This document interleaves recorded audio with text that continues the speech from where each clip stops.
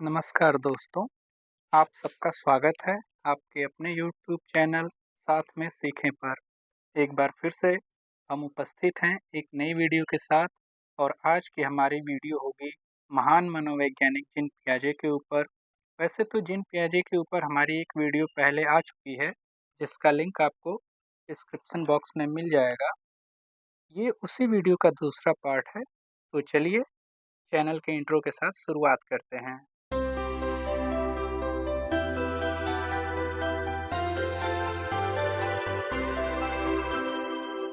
Second part start करने से पहले हम एक रिकैप कर लेते हैं कि पिछली वीडियो में हम क्या-क्या डिस्कस कर चुके हैं।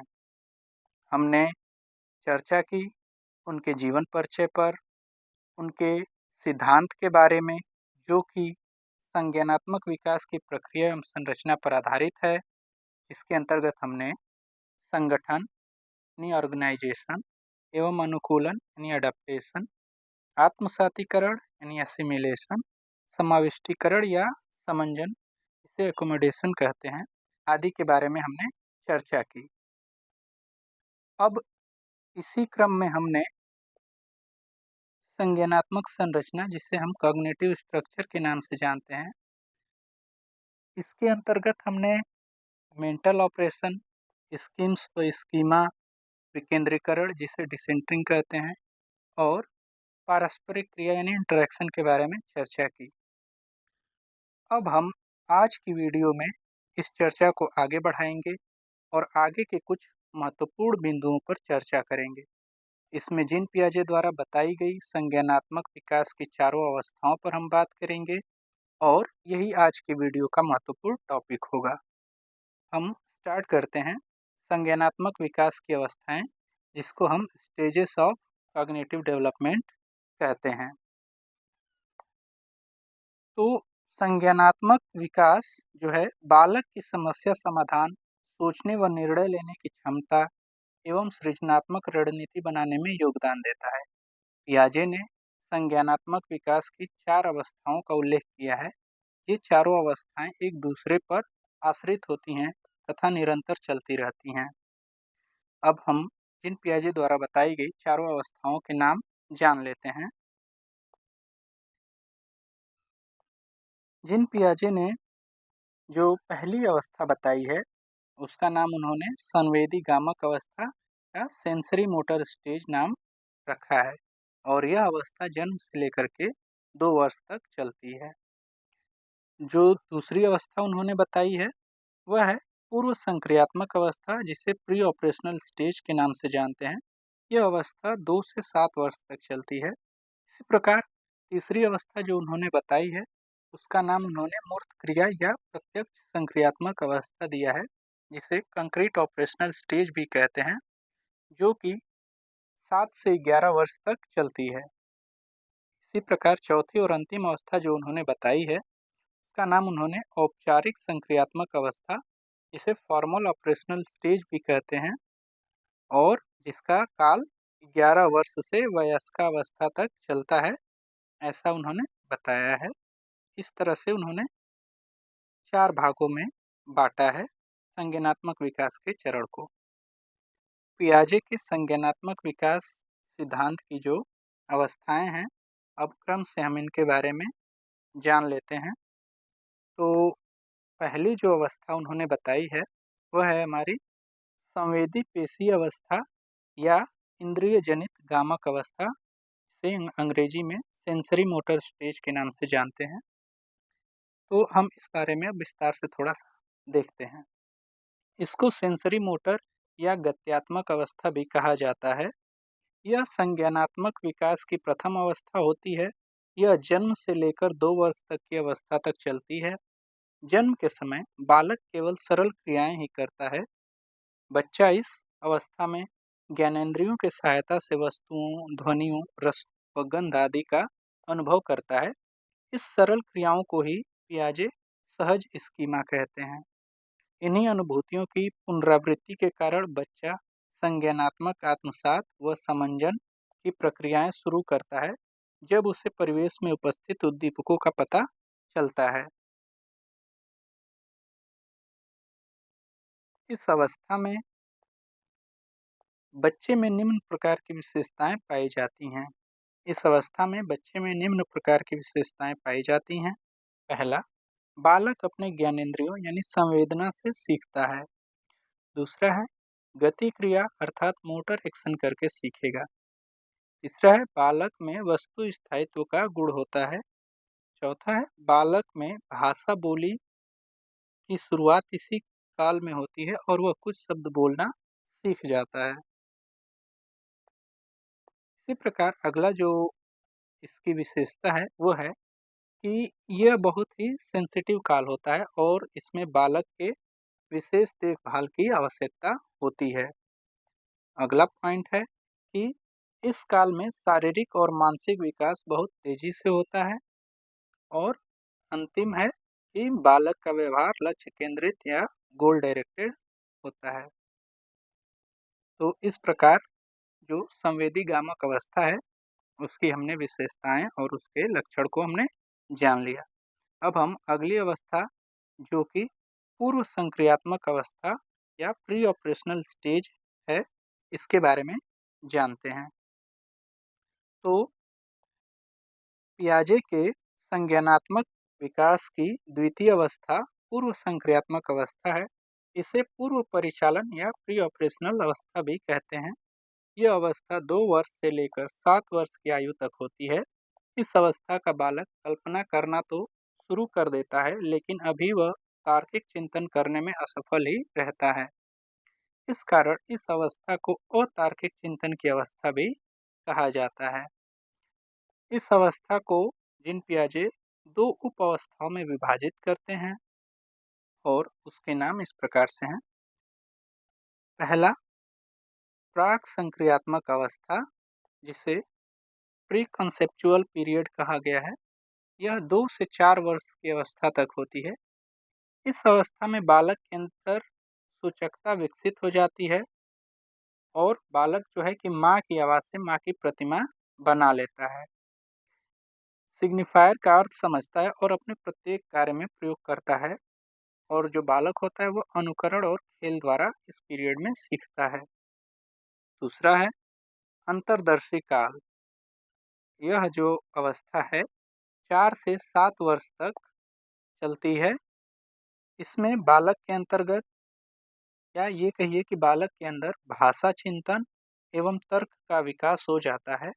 गणितीय संक्रियाएं जैसे कि जोड़, घटाना, गुणा, भाग कर लेता है परंतु उसमें छिपे नियमों को नहीं समझता।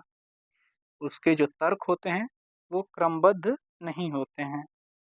बालक के अंदर पलटावी गुण नहीं होता है अर्थात 2 × 2 = 4 तो जानते हैं लेकिन 4/2 = 2 होता है ये नहीं जानते। इस अवस्था में बच्चे में निम्न प्रकार की विशेषताएं पाई जाती हैं। पहला जो विशेषता पाई जाती है वह है कि बच्चा अपने आसपास की वस्तुओं और प्राणियों व शब्दों में संबंध स्थापित करना सीख जाते हैं। दूसरा है कि बच्चे प्रायः खेल व अनुकरण द्वारा सीखते हैं, यानी कि एक 4 से 7 साल का जो बच्चा या ये कहिए कि 2 से जो 7 साल का बच्चा होगा वो ज़्यादातर खेल कूद के द्वारा ही और अनुकरण के द्वारा चीज़ों को सीखता है। पियाजे कहते हैं कि इस अवस्था में 4 वर्ष तक के बच्चे निर्जीव वस्तुओं को सजीव वस्तु के रूप में समझते हैं। जैसे कि अगर उसको मेज द्वारा चोट लग जाती है तो अगर हम ये दिखाते हैं कि हमने मेज को मारा तो बच्चा खुश हो जाता है कि जिससे उसे चोट लगी है वो उसको हमने मारा है, यानी कि वो मेज को सजीव समझता है। इसी प्रकार अगला जो पॉइंट है कि बच्चे अपने विचार को सही मानते हैं। बच्चे समझते हैं कि सारी दुनिया उन्हीं के आसपास है। इसे पियाजे ने आत्म केंद्रिता या ईगोसेंट्रिज्म का नाम दिया है। इसी काल में बच्चे भाषा सीखने लगते हैं और ये जो काल होता है यानी 4 से 7 वर्ष का समय भाषा सीखने के लिए सबसे उत्तम काल होता है। जिस एटमॉस्फेयर में या जिस परिवेश में वो रहते हैं वो वहाँ की भाषा सहज ही सीख जाते हैं। बच्चे जो हैं कि चिंतन करना भी शुरू कर देते हैं। अगला पॉइंट है कि 6 वर्ष तक आते-आते बच्चा मूर्त प्रत्ययों के साथ-साथ अमूर्त प्रत्ययों का भी निर्माण करने लगते हैं। अगला पॉइंट है वे रटना शुरू करते हैं अर्थात वे रट कर सीखते हैं न कि समझ कर। इस अवस्था में बच्चा स्वार्थी नहीं होता है। अगला पॉइंट है कि धीरे-धीरे वो प्रतीकों को ग्रहण करना सीख जाता है। अगला पॉइंट जो है इसकी विशेषता वो यह है कि इस अवस्था में बालक कार्य और कारण के संबंध से अनजान होते हैं। मानसिक रूप से अभी अपरिपक्व होने के कारण वे समस्या समाधान के दौरान समस्या के केवल एक पक्ष को जान पाते हैं। तो इस तरह से हमने जीन पियाजे द्वारा बताए गए दूसरे यानी कि पूर्व संक्रियात्मक अवस्था जिसे प्री ऑपरेशनल स्टेज कहते हैं, इसकी विशेषताओं को जाना और इसकी अवस्था 2 से लेकर के 7 वर्ष तक होती है। ये सारी चीज़ें हमने जानी। अब हम अगली अवस्था जो कि है मूर्त क्रियाकाल, जिसे कंक्रीट ऑपरेशनल स्टेज कहते हैं, इसके बारे में थोड़ा डिस्कस करते हैं। तीसरी अवस्था जो है मूर्त क्रियाकाल है, इसे कंक्रीट ऑपरेशनल स्टेज कहते हैं। इसकी अवस्था जो है कि 7 से लेकर के 11 वर्ष तक होती है। इसको प्रत्यक्ष या स्थूल संक्रियात्मक अवस्था कहते हैं। यह अवस्था 7 वर्ष से लेकर के 11 वर्ष की अवस्था तक चलती है। इस अवस्था का या यूं कहिए कि इस अवस्था की विशेषताओं का वर्णन जो है जीन पियाजे निम्न प्रकार से करते हैं। इस अवस्था में बालक अधिक व्यवहारिक व यथार्थवादी होते हैं। धीरे धीरे उनके अंदर तर्क शक्ति की क्षमता का विकास होना प्रारंभ हो जाता है। अमूर्त समस्याओं का समाधान वे अभी नहीं ढूंढ पाते हैं। इस अवस्था में बच्चे वस्तुओं को उनके गुणों के आधार पर पहचानना शुरू कर देते हैं। इस अवस्था में ठोस वस्तुओं के आधार पर आसानी से बालक मानसिक क्रियाएं करते हैं, परंतु यदि उन वस्तुओं को न देकर उनसे शाब्दिक कथन तैयार कर यदि समस्या दी जाए तो वे ऐसी समस्याओं पर मानसिक संक्रियाएं कर किसी निष्कर्ष पर पहुंचने में असमर्थ रहते हैं। यानी कि अगर केवल उनसे मौखिक प्रश्न पूछे जाएं, उनके सामने प्रत्यक्ष रूप से उस चीज़ों को न दिखाया जाए तो उससे संबंधित समस्याओं का समाधान वे नहीं कर पाते हैं। अगला पॉइंट है जो इसका, इस आयु काल में बालक तार्किक चिंतन करने योग्य तो हो जाता है, परंतु उसका चिंतन कुछ प्रत्यक्ष वस्तुओं तक ही सीमित रहता है। चिंतन में क्रमबद्धता का अभाव अभी भी होता है। इस अवस्था में 3 महत्वपूर्ण संप्रत्ययों का विकास हो जाता है, जिसमें पहला है संरक्षण जिसे कंजर्वेशन कहते हैं, संबंध यानी रिलेशन और वर्गीकरण यानी क्लासिफिकेशन। अब हम संरक्षण के बारे में थोड़ा सा जान लेते हैं कि संरक्षण यानी कंजर्वेशन होता क्या है। अर्थात जब कोई ज्ञान जो पदार्थ के रूप में बदल जाने के बाद भी मात्रा, संख्या, भार और आयतन की दृष्टि से समान रह जाता है, उसे कंजर्वेशन कहते हैं। मूर्त क्रियाकाल में बालक अंक, लंबाई, समय, भार जैसे संप्रत्यय सीख जाता है और वस्तुओं में कार्यकरण संबंध जानने का प्रयास करता है। संख्या बोध अर्थात गणित को जानना, वो वस्तुओं को गिनना शुरू कर देते हैं। इसके अलावा क्रमानुसार व्यवस्था, वर्गीकरण करना और पारस्परिक संबंधों आदि को जानने लगते हैं। इस उम्र में बालक का चिंतन तर्क की तुलना में अधिक क्रमबद्ध व तर्कसंगत हो जाता है। तो आशा करते हैं कि आपको हमारी ये वीडियो पसंद आ रही होगी। तो मैं आपसे यही रिक्वेस्ट करूंगा कि इस चैनल को लाइक, शेयर और सब्सक्राइब जरूर करें। हम आगे बढ़ते हैं। अगला जो विशेषता है इस काल की वो ये है कि द्रव्य की अवस्थाओं का बालक को ज्ञान हो जाता है, अर्थात ठोस, तरल, भार, तत्व आदि की समझ उपस्थित हो जाती है। तो इस तरह से मूर्त क्रिया काल का जो विशेषता था वो हमने डिस्कस कर लिया। अब हम चौथी और अंतिम अवस्था पे चलते हैं, जिसका नाम है औपचारिक संक्रियात्मक अवस्था यानी कि फॉर्मल ऑपरेशनल स्टेज। यह अवस्था 11 वर्ष की आयु के पश्चात आरंभ होती है, जो कि प्रौढ़ावस्था तक चलती है। इस अवस्था में बालक पूर्व अवस्थाओं से प्राप्त ज्ञान एवं अनुभव के आधार पर वस्तुओं के गुण दोष की पहचान करता है अब बालक किशोरावस्था में प्रवेश करता है और समस्याओं के बारे में जानने एवं उनके समाधान का प्रयत्न करता है। इस अवस्था में बालक मूर्त के साथ साथ अमूर्त चिंतन करना भी सीख जाता है। इस कारण इसे तार्किक चिंतन की अवस्था भी कहा जाता है, यानी कि औपचारिक संक्रियात्मक अवस्था या फॉर्मल ऑपरेशनल स्टेज का एक नया नाम तार्किक चिंतन की अवस्था भी है। अब आगे बढ़ते हैं। पियाजे के अनुसार संज्ञानात्मक विकास की चतुर्थ व अंतिम अवस्था की विशेषताएं कुछ इस प्रकार से हैं। पहली विशेषता है कि बच्चा जो है विसंगतियों को समझने की क्षमता रखता है। बच्चे में वास्तविक अनुभवों को काल्पनिक रूप या परिस्थितियों में प्रक्षेपित करने की क्षमता आ जाती है। बच्चा घटनाओं की परिकल्पनाएं बनाने लगता है और इन्हें सत्यापित करने का भी प्रयास करता है। थोड़ा थोड़ा बीच में कहीं कहीं स्पेस हो गया है, तो इस चीज़ को आप लोग उतना ध्यान न दीजिए, बातों को समझने का प्रयास कीजिए। बच्चा इस अवस्था में विचारों को संगठित करना एवं वर्गीकृत करना सीख जाता है। बच्चे प्रतीकों का अर्थ भी समझना प्रारंभ कर देते हैं। यह अवस्था यानी कि जो चौथी और अंतिम अवस्था है, यह 12 से वयस्क होने तक चलती है। यह अवस्था संज्ञानात्मक विकास की अंतिम अवस्था होती है। इसके कुछ अन्य गुण और भी हैं जो कि इस तरह से हैं कि आयु बढ़ने के साथ साथ बच्चों के अनुभव बढ़ने से उसमें समस्या के समाधान की क्षमता भी विकसित होती है। इसी प्रकार उनके चिंतन में क्रमबद्धता आने लगती है और इस अवस्था में बच्चे का मस्तिष्क परिपक्व होने लगता है। तो इस प्रकार से जीन पियाजे द्वारा बताए गए संज्ञानात्मक विकास के चारों चरण पूर्ण होते हैं।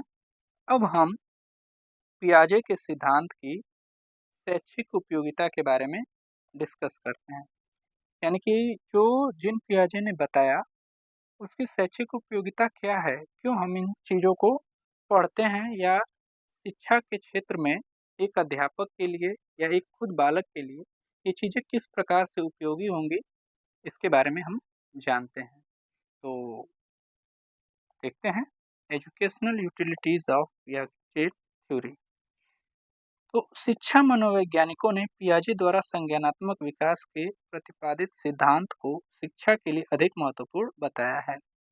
शिक्षकों को इस सिद्धांत का ज्ञान अध्यापन कार्य में विशेष सहायता प्रदान करता है। यहाँ सहायता छूट गया है। इस सिद्धांत की शैक्षिक उपयोगिताएं निम्नवत हैं। पियाजे ने अपने सिद्धांत में शिक्षार्थी की भूमिका को काफी सक्रिय एवं महत्वपूर्ण माना है। पियाजे ने कहा है कि बच्चे ज्ञान के सक्रिय निर्माता हैं। इससे शिक्षकों को पाठ्यक्रम तैयार करते समय शिक्षार्थी की आवश्यकता एवं अभिरुचि को विशेष ध्यान रखकर कार्यक्रम तैयार करने में सुविधा प्राप्त होती है। पियाजे के सिद्धांत से यह स्पष्ट होता है कि बालकों के चिंतन में जीववाद व आत्मकेंद्रिता जैसे दोष उत्पन्न हो जाते हैं। इससे शिक्षक को अपने अध्यापन कार्य में विशेष सहायता मिलती है। वे अपने अध्यापन कार्यक्रम इस ढंग से तैयार कर पाते हैं कि इस तरह के रूढ़ियों या दोषों से शिक्षार्थी जल्द से जल्द स्वतंत्र हो जाएं। अगली जो एक तरह से ये सहायता मिलती है जिन पियाजे के सिद्धांतों से, तो पियाजे का सिद्धांत यह भी स्पष्ट संकेत देता है कि ठोस संक्रियात्मक अवस्था में बालक का संज्ञानात्मक विकास इस स्तर का हो जाता है कि वे संरक्षण तथा वर्गीकरण संबंधित समस्याओं का समाधान कर सकते हैं। अतः इस अवस्था में अर्थात 7 से 11 वर्ष की आयु में यदि शिक्षक इन जटिल मानसिक संक्रियाओं को अधिक बढ़ा देते हैं तो इससे उनके बौद्धिक विकास का स्तर अधिक तेजी से बढ़ता है तथा शिक्षा के मूल उद्देश्य की प्राप्ति होती है। इसी प्रकार अगला जो लाभ होता है वो ये है कि पियाजे के इस सिद्धांत ने शिक्षकों को बालकों के खेल को एक नए संदर्भ में विचार करने के लिए बाध्य कर दिया है। यानी कि यहाँ खेल के माध्यम से सीखने की विशेषता के बारे में एक तरह से सोचने को मजबूर कर दिया है, क्योंकि पियाजे ने अपने इस सिद्धांत में यह स्पष्ट कर दिया है कि खेल का शैक्षिक महत्व अधिक है। खेल के माध्यम से बालकों में संज्ञानात्मक संपन्नता विकसित होती है, जो उसके संज्ञानात्मक विकास का एक मूल आधार बनाती है। इसी प्रकार अगली जो सहायता या अगला जो लाभ है, इसको देखते हैं। तो पियाजे के संज्ञानात्मक विकास के सिद्धांत से शिक्षकों को यह स्पष्ट रूप से निर्देश मिलता है कि वे शिक्षार्थियों को अपनी ही क्रियाओं द्वारा एक नई सोच व समझ विकसित करने में काफी मदद कर सकते हैं। इसका मतलब यह हुआ कि शिक्षक को शिक्षार्थी की सहायता बिना किसी आवश्यकता के हर कदम पर नहीं करनी चाहिए, क्योंकि ऐसा करने से स्वायत्तता तथा आत्मविश्वास जैसे गुणों का विकास नहीं हो पाता है, जो संज्ञानात्मक विकास में बाधक हो सकता है। स्पष्ट है कि पियाजे के संज्ञानात्मक विकास के सिद्धांत का शैक्षिक महत्व अत्यधिक है। इससे शिक्षकों को अध्यापन कार्य के लिए स्वयं भी अच्छा निर्देश मिलता है तथा साथ ही साथ शिक्षार्थियों के लिए भी अधिक उपयोगी सुझाव मिल जाते हैं। तो ये तो थे जिन पियाजे के सिद्धांत के जो है कि शैक्षिक लाभ या शैक्षिक उपयोगिता। अब हम देखते हैं कि कोई भी थ्योरी होती है तो कुछ न कुछ उसमें दोष मिलते ही हैं, क्योंकि कोई भी चीज़ परफेक्ट नहीं होती है। तो अब हम पियाजे के संज्ञानात्मक विकास सिद्धांत के दोष के बारे में जानेंगे, यानी कि डिमेरिट्स ऑफ पियाजे कॉग्निटिव डेवलपमेंट थ्योरी। तो पियाजे के संज्ञानात्मक विकास सिद्धांत में कुछ कमियां हैं जो इस प्रकार हैं। पहली कमी, पियाजे का यह मानना कि संज्ञानात्मक विकास एक विशेष क्रम में होता है, यह तथ्य अपने आप में सत्य नहीं है। दूसरी जो कमी है, यह सिद्धांत संज्ञानात्मक विकास में मात्र प्रत्यय ज्ञान की व्याख्या करता है, अतः यह अपूर्ण है। तीसरी कमी है, यह सिद्धांत बालकों के मात्र संज्ञानात्मक विकास की व्याख्या करता है, न कि कौशलात्मक तथा भावात्मक विकास की। अगली कुछ कमियां हैं जो इस प्रकार हैं। इस सिद्धांत के अनुसार मूर्त संक्रिया अवस्था यानी स्टेज ऑफ कंक्रीट ऑपरेशन से पहले बालक तार्किक तथा क्रमबद्ध चिंतन नहीं कर सकता है, परंतु शोध यह बताते हैं कि वह पहले भी चिंतन कर सकता है। इस सिद्धांत के अनुसार व्यक्ति के संज्ञानात्मक विकास का उसकी जैविक परिपक्वता से सीधा संबंध होता है, लेकिन कई शोधों से इसके विपरीत सूचना प्राप्त हुई है। पियाजे का यह सिद्धांत इस धारणा पर आधारित है कि व्यक्ति के शरीर के भिन्न अंगों की तरह उसकी बुद्धि का विकास भी धीरे धीरे होता है। यह बात स्वयं में पूरी तरह सत्य नहीं है। वास्तव में यह बौद्धिक क्षमता का विकास है, न कि बुद्धि का। पियाजे ने अपने इस सिद्धांत का प्रतिपादन बालकों की विभिन्न क्रियाओं के अवलोकन के आधार पर किया है।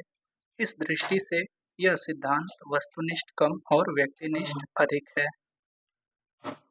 इसके साथ ही हमारा आज का ये वीडियो समाप्त होता है। हमने जाना जिन पियाजे द्वारा बताई गई संज्ञानात्मक विकास के चारों अवस्थाओं के बारे में, उनकी शैक्षिक उपयोगिता के बारे में और इस सिद्धांत में क्या कमियां हैं, इन सब के बारे में आज हमने जान लिया। आप लोगों ने इतने ध्यानपूर्वक और अच्छे से इस पूरे वीडियो को देखा, इसके लिए आप लोगों का बहुत बहुत धन्यवाद। थैंक्स।